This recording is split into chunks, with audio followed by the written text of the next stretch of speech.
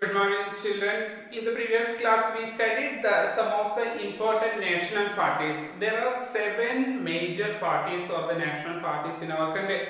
And other than these 7 parties, there are some other parties which exist in the states.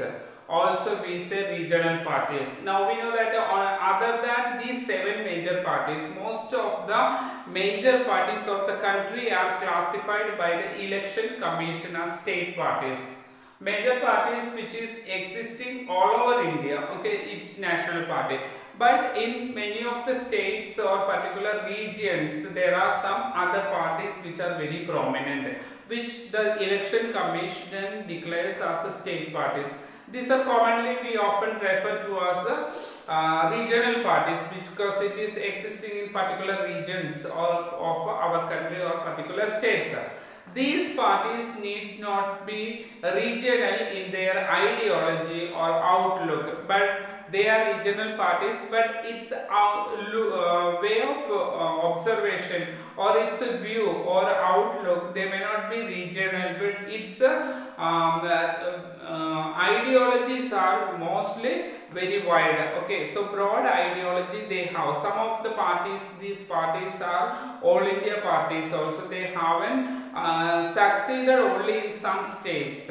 So parties like the Samajwadi Party and the Rashtriya Janata Dal have a national level political organization with units in several states. Samajwadi Party and Rashtriya Janata Dal, they have its presence in many of the states in our country. So some of these parties like Biju Janata Dal, Sikkim Democratic Front, Mizo National Front and Telangana Rashtra Samiti, these are all very conscious about their state identity. They do not want to form the parties all over India, but within one state, within their own state or their own region itself, they have a domination and they want to become prominent in their locality, in their state.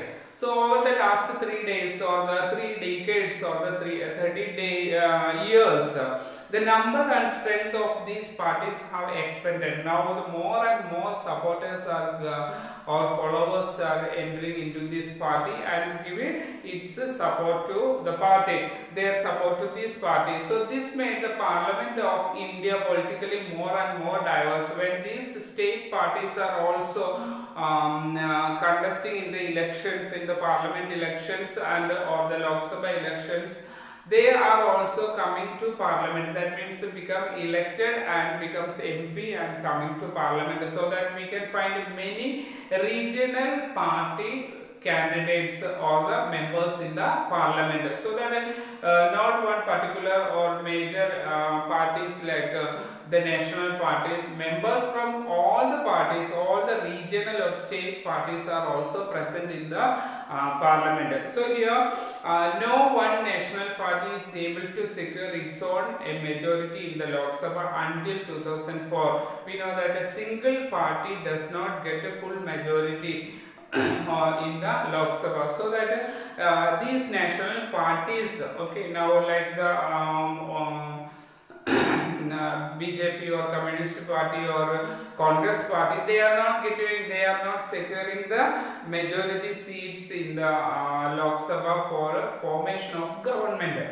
So these major parties are forced to or compelled to form alliances with the state parties, so that they have to get the support of the smaller parties in the state or from other regional parties also. So they form alliances with the state parties. Since 1996, nearly every one of the state parties has got an opportunity to be a part of one or the other national level coalition government. Whenever UPA or NDA or whatever the governments are formed, the UPA government, United Progressive Alliance or the NDA government, whenever these are now, central government is formed with the NDA, that is an alliance of BJP, not BJP alone.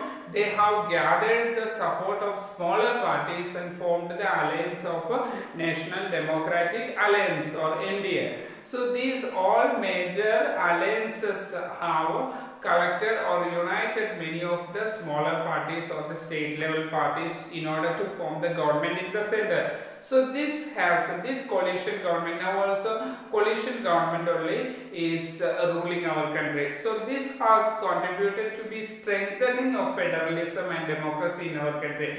How federalism is giving importance here, when every state has importance, state government and even state parties also are getting very important in the central government. That is one quality of or important feature of federalism. So federalism is gaining more importance, at the same time democracy also. In democracy we know the states are also given power, that means decentralization of power is importantly taking place in democracy. So that now the federalism and democracy both are getting importance due to the regional parties or state parties. Okay, so that's all about the state party, and we have studied about national parties also. Now in the coming class we will study more about what are the challenges to political parties. Political parties are facing many challenges that we will study in the coming class.